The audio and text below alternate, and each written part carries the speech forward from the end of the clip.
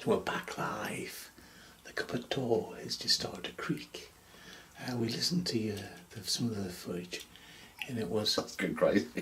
Let's go. There we go. Come on, open it up.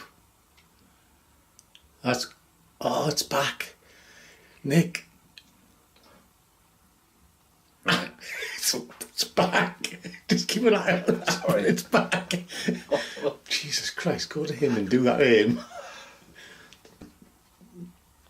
We are on a ley line, and the other night apparently there was a triangle UFO above this house. Oh yeah, Claudine saw that, yeah. And, but yeah, I didn't get out there with my camera, but we didn't.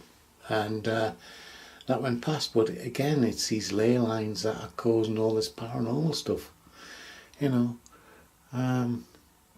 I'll say that door has opened up a little bit. Oh. Go back to the door. Come on. Thank you.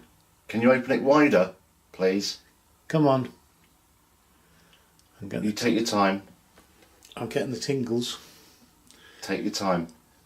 Come on. Open the door.